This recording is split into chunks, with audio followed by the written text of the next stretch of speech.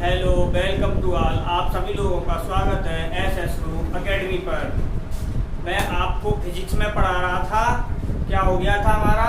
विद्युत क्षेत्र के बारे में हो चुका था और बल रेखाओं के बारे में हो चुका था और विद्युत क्षेत्र की तीव्रता के बारे में हो चुका था।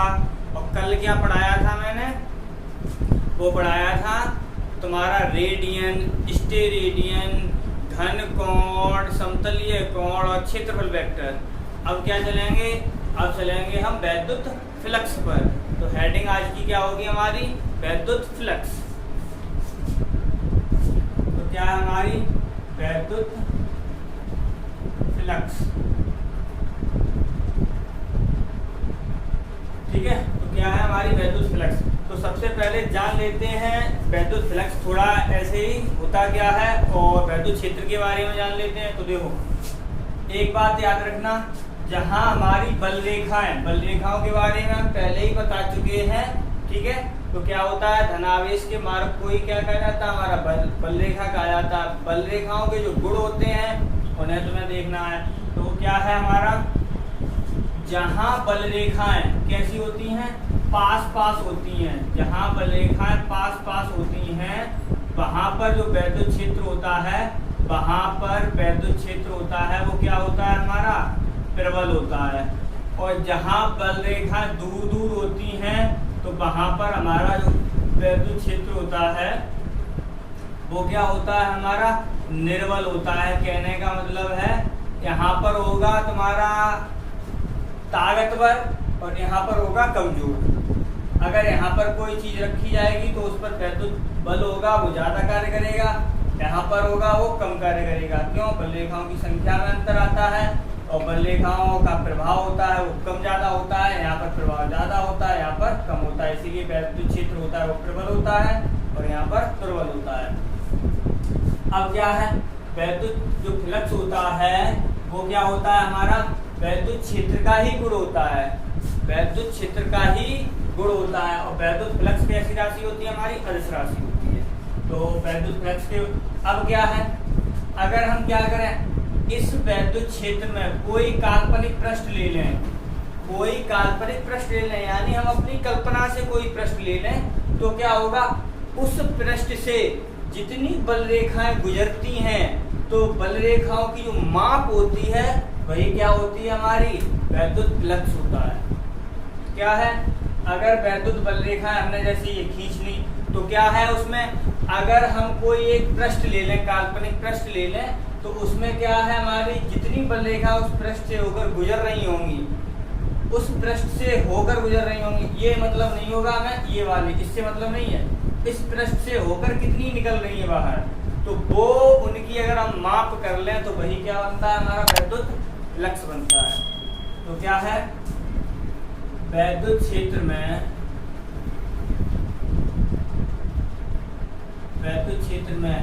किसी काल्पनिक पृष्ठ पर वैद्युत फ्लक्स उस पृष्ठ से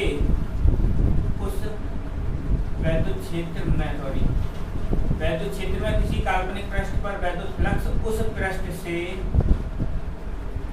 होकर गुजरने वाली बल रेखाओं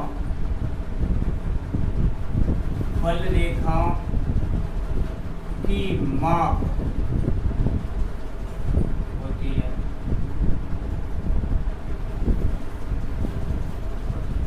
क्या है? वैद्युत क्षेत्र में किसी काल्पनिक पृष्ठ पर वैद्युत फ्लक्स होता है, वो उस पृष्ठ से गुजरने वाली बल रेखाओं की संख्या की क्या होती है? माप। यानी किसी वैद्युत क्षेत्र को हम वैद्युत बल रेखाओं द्वारा दिखा सकते हैं। अगर हम वैद्युत बल रेखाएं खींच लें तो क्या है? इसका मतलब है वो वैद्युत क्षेत्र बन गया। तो वैद्युत क्षेत्र में जितनी बल रेखाएं गुजर रही होंगी उस पृष्ठ से होकर, तो वही क्या है हमारी? वैद्युत फ्लक्स कहलाता है। यह एक अदिश राशि है, यह एक अदिश राशि है इसका मात्रक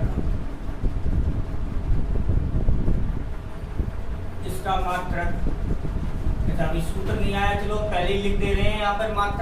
मात्रक होता है तुम्हारा E यानी न्यूटन मीटर स्क्वायर प्रति कूलम। इसका मात्रक क्या होता है? न्यूटन मीटर स्क्वायर प्रति कूलम होता है। अब क्या है, अब इस पर थोड़ा विचार कर लेते हैं क्या होता है ये। तो ये तो मैंने बता ही दिया है, इतना देखो लिखवा, चलो यहाँ पे लिख दे रहे हैं थोड़ा। जहां बल रेखाएं पास होती हैं वहां वैद्युत क्षेत्र प्रबल होता है, और जहां बल रेखाएं दूर होती हैं वहां वैद्युत क्षेत्र निर्बल होता है। ठीक है, तो क्या है, जहां बल रेखा, यही मैंने बता दिया है।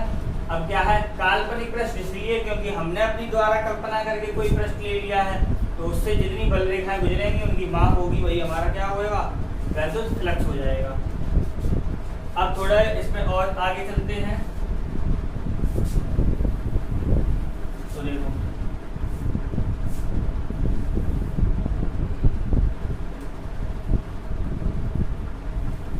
अगर हमने ये बल रेखाएं खींची, जैसे ये रही आपकी बल रेखाएं,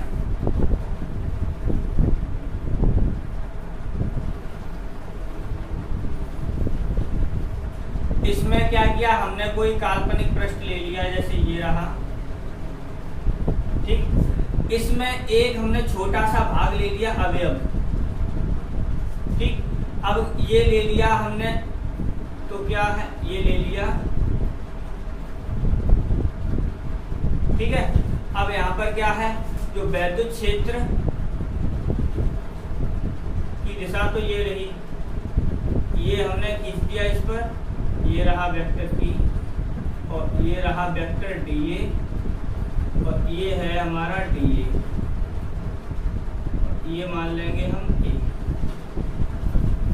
क्या है, एक छोटा सा, अब देखो dA क्या है, ये क्षेत्रफल वेक्टर की डेफिनेशन से लिया गया है, और ये वैद्युत क्षेत्र E तो इधर जा ही रहा है। ठीक है, ये बता रहा है, और ये बल रेखाएं हैं वो हमारे वैद्युत क्षेत्र को ही प्रदर्शित करेंगी। ठीक, तो यहाँ पर क्या है, हमने क्या किया, एक असमान वैद्युत क्षेत्र पर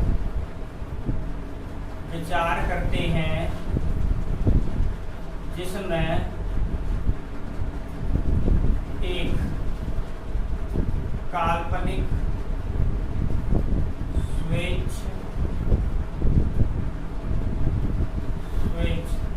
पृष्ठ है, dA एक अवयव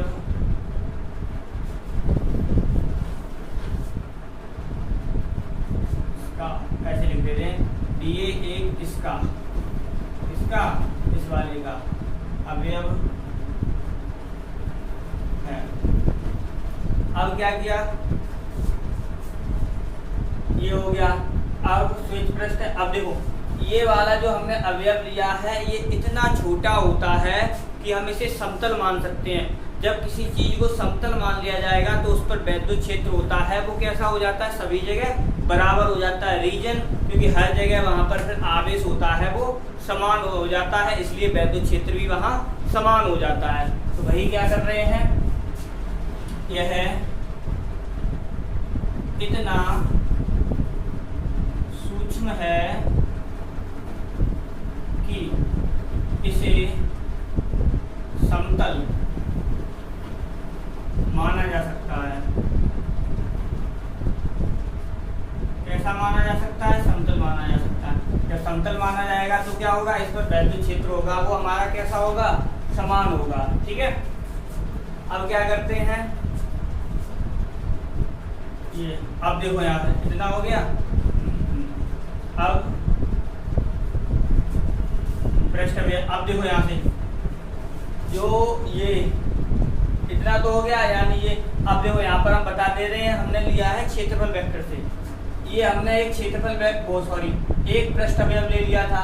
ठीक है, जब पृष्ठ अवयव ले लिया था तो क्या है, जिसका क्षेत्रफल क्या है हमारा dA, और क्या है, इस पर बाहर की ओर खींचे गए अविलंब की जो दिशा होगी उससे उसकी दिशा में हम क्या यानी कोई भी अवयव होता है उसके अविलंबवत यानी लंबवत क्या खींचे हम, अगर कोई अविलंब खींच रहे हैं तो उसे क्या है हम वेक्टर ए द्वारा या वेक्टर dA द्वारा दिखा सकते हैं। ठीक है, और जिसका परिमाण क्या होगा, क्षेत्रफल dA ही होगा। अगर इसकी थोड़ी ज्यादा जानकारी चाहिए तो क्षेत्रफल वेक्टर वाले में से उसकी परिभाषा प्लस मैंने वहां समझाया है उसे देख लेना। ठीक है, तो यहाँ से क्या हुआ हमारा, अब हमने क्या किया, जो E डॉट यानी क्या है E डॉट dA, ये क्या है, देखो डॉट प्रोडक्ट है तो यहाँ पर स्केलर गुणन कहा जाता है, स्केलर गुणन कहा जाता है। तो क्या है हमारा पृष्ठ अवयव, क्या स्केलर गुणन, अब हम वही लिख दे रहे हैं, स्केलर गुणन E डॉट dA पृष्ठ अवयव से गुजरने वाला वैद्युत फ्लक्स कहलाता है, वैद्युत फ्लक्स कहलाता है। क्या है हमारा, यानी स्केलर गुणन E डॉट dA पृष्ठ अवयव से होकर गुजरने वाला वैद्युत फ्लक्स कहलाता है। कहने का मतलब क्या है, ये इतने भाग से गुजरने वाला हमारा वैद्युत फ्लक्स निकलता है, कितना, इतना E डॉट dA। ठीक है, तो क्या है हमारा, इसे अब क्या है, इसे हम फाई E से प्रदर्शित करते हैं, तो फाई E बराबर क्या लिख सकते हैं, E डॉट dA, किसके लिए, पृष्ठ अवयव के लिए। अब क्या करेंगे हम, ये हमने पृष्ठ अवयव लिया है, अगर हम संपूर्ण पृष्ठ जो काल्पनिक पृष्ठ लिया है हमने, अब उस पर चलते हैं, तो काल्पनिक पृष्ठ से होकर गुजरने वाला वैद्युत फ्लक्स होगा,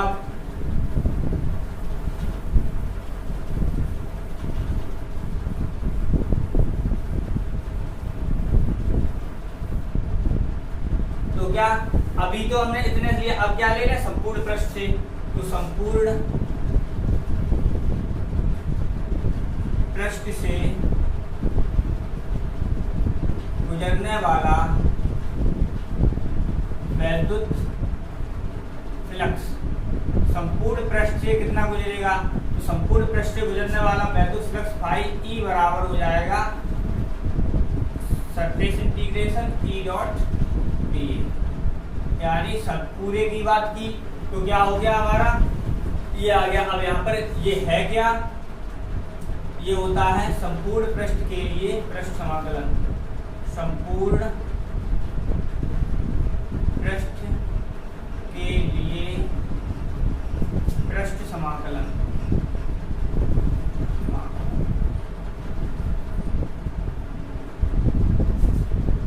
ये क्या होता है हमारा, संपूर्ण पृष्ठ के लिए पृष्ठ समाकलन होता है, ये हो गया। ठीक, ये सूत्र बन गया तुम्हारा, संपूर्ण पृष्ठ के लिए निकल आया। अब देखो यहाँ से, और ये भी सूत्र है, ये छोटे यानी सब छोटे वाले, जितना हमने पृष्ठ अवयव यानी अवयव लिया है इतना वाला, समतल जिसे माना है वो वाला। अब क्या है यहाँ से, अब देखो जो बल रेखाएं, कोई पृष्ठ हमने वैद्युत क्षेत्र में मान लिया, जो बल रेखाएं क्या होती हैं, पृष्ठ से बाहर निकलती हैं, यहाँ से जैसे ये बाहर निकल रही हैं, तो यहाँ फ्लक्स होता है वो हमारा कैसा होता है, धनात्मक। यानी इन पॉइंटों पर अगर हम देखा जाए, यहाँ से बाहर निकल रही हैं ये, इन पृष्ठों पर क्या होगा हमारा वैद्युत फ्लक्स होगा वो धनात्मक होगा। यहाँ पर देखो इस पृष्ठ में ये बल रेखाएं अंदर जा रही हैं, इसके अंदर से होके निकलेंगी, तो जैसे ही पृष्ठ में किसी में प्रवेश करती हैं तो वहाँ वैद्युत फ्लक्स होता है वो हमारा माइनस में होता है, यानी नेगेटिव होता है, यानी ऋणात्मक होता है। तो भाई हम लिख रहे हैं क्या है, जहां बल रेखाएं जहां बल रेखाएं पृष्ठ में प्रवेश करती हैं उन बिंदुओं पर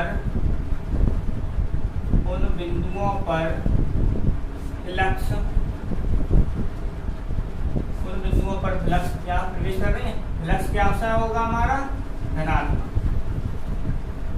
और जहां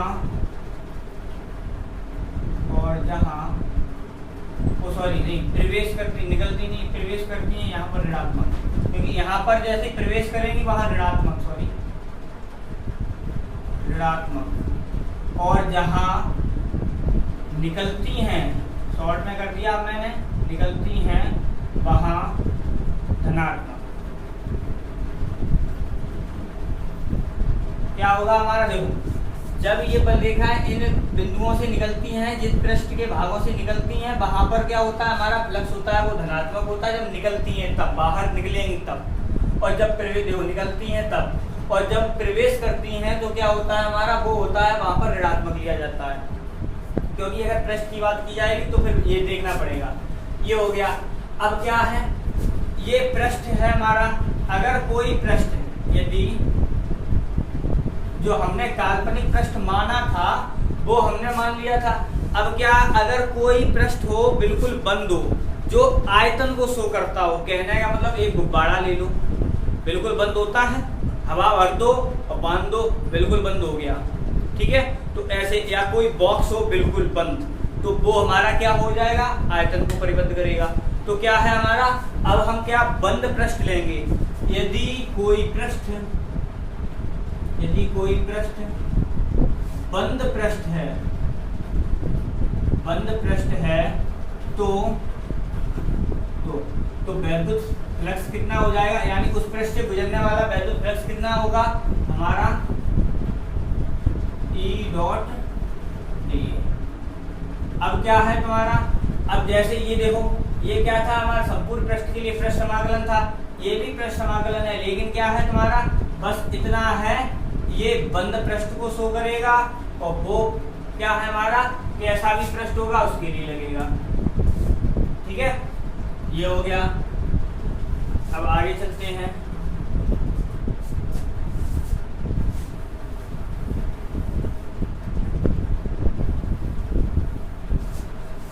अब देखो इसी में हम थोड़ा मान लेंगे, अलग से नहीं बनाएंगे चित्र, इसलिए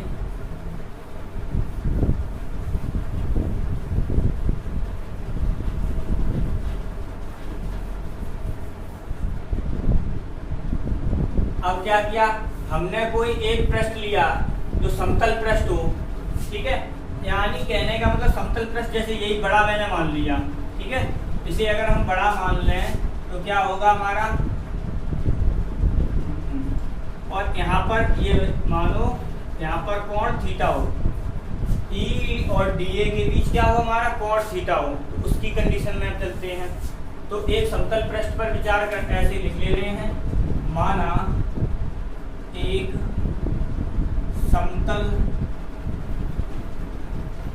पृष्ठ जो कि एक समान वैद्युत क्षेत्र,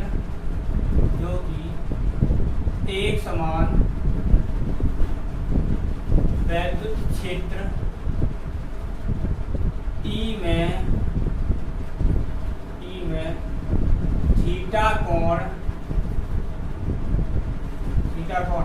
बनाते हुए रखा गया है। एक मान लिया हमने, क्या थीटा कोण बनाते हुए रखा गया है। तो क्या है हमारा, इस पृष्ठ से होकर गुजरने वाला वैद्युत फ्लक्स कितना होगा, तो इस पृष्ठ से होकर गुजरने वाला वैद्युत फ्लक्स, तो देखो बिल्कुल वैसे ही क्या हो जाएगा हमारा, फाई ई बराबर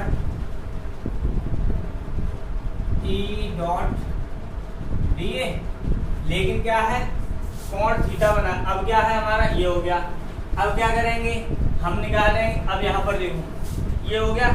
अब क्या है, ई और डी ए के बीच क्या बन रहा है हमारा, ये क्षेत्रफल वेक्टर है, बिल्कुल वैसे ही। अब क्या है, समतल जो है समतल पृष्ठ ए जो कि एक वैद्युत क्षेत्र ई में क्षेत्र से थीटा कोण बनाते हुए रखा गया, ठीक है। ए मान लिया, रीजन देखो ये बड़ा वाला माना है, बिल्कुल कैसा हो हमारा, समतल हो। इस प्रकार से यहाँ पे बना देते हैं, जैसे ये बल रेखा है, ठीक। इसे इस प्रकार से रखा जाए और ये क्या हो, क्षेत्र से ई तो ये है ही, यहाँ से कितना कोण बना है हमारा, ऐसे करके थीटा कोण बना है, समतल मान लिया पूरा, ठीक है। इस प्रकार से यानी समतल मान लिया। अब क्या है हमारा, ये थीटा कोण बनाए तो क्या होगा हमारा, थीटा कोण बनाता है तो क्या, ई डॉट डी ए बराबर क्या हो जाएगा, E D A cos theta, ये हो जाएगा, ठीक है। तो E D A cos theta हो जाएगा तो क्या हो जाएगा हमारा, सॉरी ये छूट गया। अब यहाँ पर क्या है, ये होगा। अब यहाँ से वैल्यू रख दो यहाँ से, तो फाइव ई बराबर हो गया हमारा, ये हो गया E D A cos theta, ठीक है। अब क्या है, यहाँ से देखो हमारा क्या है, समतल पृष्ठ जिसका क्षेत्रफल हमने पूरा कितना माना है, कैपिटल ए, जिसका पूरा क्षेत्र समतल पृष्ठ है। अब हमने इसका क्षेत्रफल माना कितना है, कैपिटल ए, तो इसका मतलब क्या हुआ, तो इसे हम ऐसे भी लिख सकते हैं, ई तो कांस्टेंट हो गया अभी, ई और cos थीटा कांस्टेंट हो गया, तो बचा क्या हमारा ई डी। इसका मतलब जो ये क्षेत्रफल अब यार छोटा सा, हमने अगर यहाँ पर छोटा सा भाग ले लें, ठीक है, यहाँ से, तो क्या है, छोटे से अवयव के लिए इतना है तो पूरे के लिए कितना हो जाएगा, इसकी तरह, तो क्या हो जाएगा हमारा, इसका क्षेत्रफल निकल आएगा। तो क्या हो जाएगा हमारा, ए डी ए बराबर क्या हो जाएगा हमारा, ए, क्यों, क्योंकि समतल पृष्ठ का क्षेत्रफल हमने टोटल कितना माना है, कैपिटल ए। यहाँ पर तो हम एक छोटा सा भाग मान लेते हैं, ठीक है। अवयव यानी पृष्ठ से होकर गुजरने वाला वैद्युत फ्लक्स, इसलिए क्या है, यहाँ पर एक छोटा सा अवयव लिया है, उसका ये पृष्ठ अवयव वैद्युत फ्लक्स निकाला, ठीक है। मैंने थ्योरी है थोड़ी कम कर दी है, अभी बता दे रहे हैं, क्योंकि बार बार नहीं लिख रहे हैं। तो क्या है, हमने एक छोटा सा भाग लिया, क्योंकि भाग उसका क्षेत्रफल क्या होगा हमारा, डीए, तो डीए यानी उस अवयव के कारण क्या हमारा वैद्युत फ्लक्स निकलेगा इतना। हम पूरे पृष्ठ की बात करें, पूरे पृष्ठ की, तो क्या हो जाएगा ये, तो क्या है, ये संपूर्ण पृष्ठ के लिए हम यहाँ पे लिख दे रहे हैं, संपूर्ण पृष्ठ के लिए। तो संपूर्ण पृष्ठ के लिए कितना आ जाएगा तुम्हारा, यहाँ पर ए हो जाएगा, तो फाइव ई बराबर कितना हो जाएगा जाके हमारा, ई ए कॉस थीटा, ये हो जाएगा, ठीक है। तो ये हो गया, बस ये याद रखना, जहां डीए लगता है वहां पर कोई पृष्ठ अवयव लिया जाता है, उसके कारण वैद्युत फ्लक्स निकाला जाता है, ठीक है। तो क्या है, हमने भी यहाँ पर थोड़ा डायरेक्ट लिखा, पृष्ठ अवयव नहीं माना, सीधा लिख दिया है वैद्युत फ्लक्स, यानी उस पृष्ठ से होकर गुजरने वाला वैद्युत फ्लक्स, ये हो जाएगा। अब ये पृष्ठ के कारण ही निकल रहा है, इसके कारण ही। अब यहाँ क्षेत्रफल ये हो गया, ये आ गया, ठीक है। अगर तुम्हें लैंग्वेज बढ़ानी हो तो आपस में अपनी बढ़ा लेना, पहले यहाँ पर ले लें, क्या हो जाए, किस पृष्ठ, यहाँ पर ले लेना पृष्ठ अवयव से होकर गुजरने वाला फ्लक्स, तो ये हो जाएगा, यहाँ पर आना तो लिखना संपूर्ण पृष्ठ से होकर गुजरने वाला वैद्युत फ्लक्स, फिर इसे ये रख देना, अंतर आ जाएगा, ठीक है।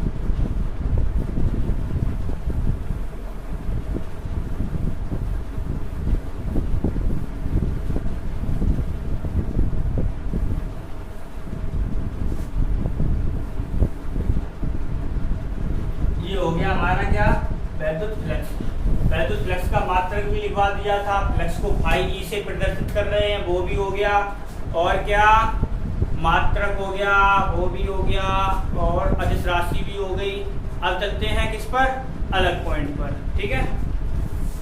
तो क्या है, अब हम डालते हैं रेखीय आवेश घनत्व। अब छोटी छोटी पहले डेफिनेशन कर लें, फिर किस पर चलेंगे, गॉस की प्रमेय पर, और अभी गॉसियन पृष्ठ भी आएगा, पहले गॉसियन पृष्ठ जान लेंगे, फिर गॉस की प्रमेय पर चलेंगे। उससे पहले हम रेखीय आवेश घनत्व और पृष्ठीय आवेश घनत्व, जिसे क्या है, आवेश का पृष्ठ घनत्व कहते हैं, उस पर विचार कर लेते हैं। ठीक है, तो क्या है, हम सबसे पहले डाल देते हैं रेखीय आवेश घनत्व। तो रेखीय आवेश घनत्व, तो रेखीय आवेश घनत्व होता क्या है, तो देखो जब भी रेखीय लग जाए इसका मतलब है वो तार के बारे में बात कर रहा होगा, यानी जिसमें सिर्फ एक लंबाई होगी, तार हो चाहे कुछ भी हो, जिसमें रेखीय वर्ण लग जाता है वो एक सीधे किसी वस्तु की बात करता है। ठीक है, और क्या है हमारा, अब यहाँ पर क्या है, रेखीय है, तो रेखीय मिस होता ही है सीधा। ठीक, तो क्या है हमारा रेखीय आवेश घनत्व होता है, वो हम पहले लिख दे रहे हैं, अनंत लंबाई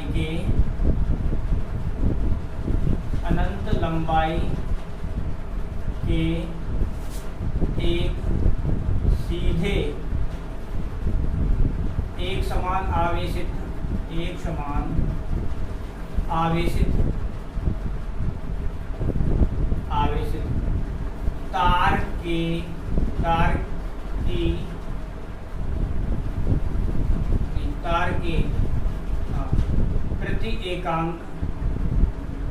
तार की प्रति एकांक लंबाई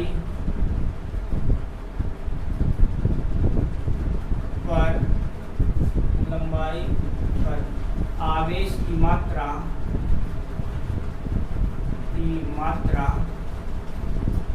क्या रेखीय आवेश घनत्व कहलाती है, रेखीय आवेश घनत्व कहलाती है। क्या है हमारा, देखो अनंत लंबाई सीधे तार के प्रति एकांक लंबाई पर आवेश की जो मात्रा होती है वही हमारी क्या कहलाती है, बस इतना देखो, अनंत लंबाई के सीधे एक समान आवेशित होना चाहिए। और वैसे भी तार है अगर लंबा है तो उसे आवेश देंगे तो बराबर जाएगा, देना है तुम्हें। ठीक है, ये नहीं है कि कम है कहीं ज्यादा, नहीं, वो वैसे भी एक समान ही हो जाएगा अपने आप ही। ठीक है, तो क्या है हमारा, अनंत लंबाई के सीधे एक समान रूप से आवेशित किसी तार के प्रति एकांक लंबाई पर आवेश की जो मात्रा होती है वही क्या कहलाती है, हमारी रेखीय आवेश घनत्व कहलाती है। इसे लैम्डा से प्रदर्शित करते हैं, ठीक, और इसका मात्रक कूलाम प्रति मीटर होता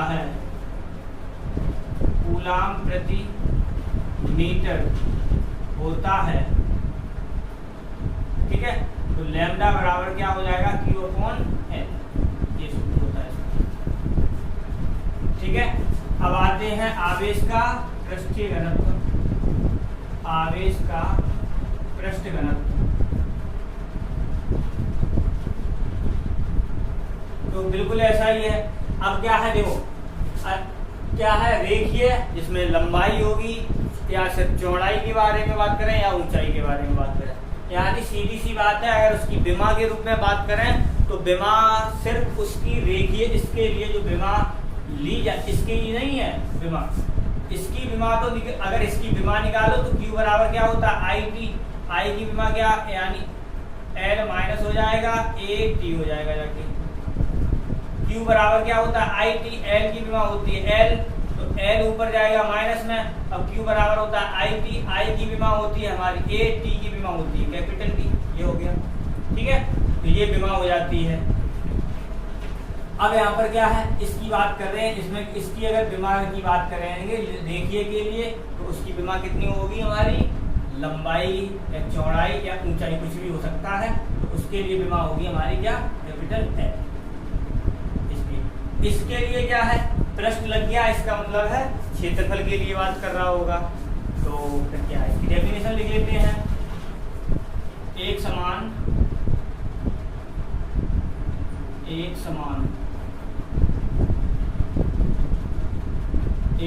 आवेशित किसी पृष्ठ के प्रति एकांक क्षेत्रफल पर आवेश की मात्रा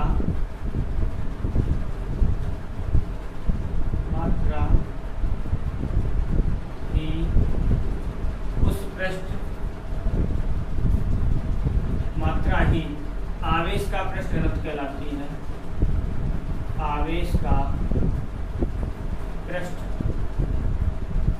घनत्व कहलाती है। तो क्या है, एक समान आवेशित कोई हम अगर पृष्ठ ले लें तो उस पर जो प्रति एकांक क्षेत्रफल पर आवेश की मात्रा होती है वही क्या कहलाती है, हमारी आवेश का पृष्ठ घनत्व कहलाती है। इसका मात्रक इसे सिग्मा से प्रदर्शित करते हैं, किससे, सिग्मा से। और इसका मात्रक क्या होगा हमारा, कूलाम प्रति मीटर स्क्वायर, कूलाम प्रति मीटर स्क्वायर। ठीक है, इसका कूलाम प्रति मीटर होता है, इसका कूलाम प्रति मीटर स्क्वायर होता है, और सिग्मा बराबर होता है Q/A।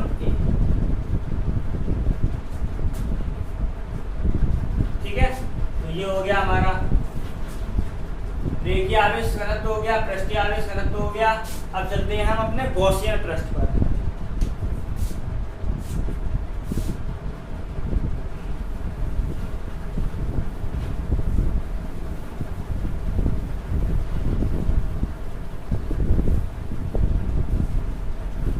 गॉसियन पृष्ठ को देखते हैं, हेडिंग होगी गॉसियन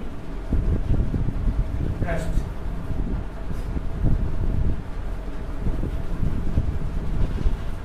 अब गॉसियन पृष्ठ भी क्या होता है, हमारा आवेश को परिबद्ध करने वाला जो पृष्ठ होता है वही हमारा गॉसियन पृष्ठ कहलाता है। पहले डेफिनेशन लिख देते हैं, आवेश को परिबद्ध करने वाला पृष्ठ गॉसियन पृष्ठ कहलाता है।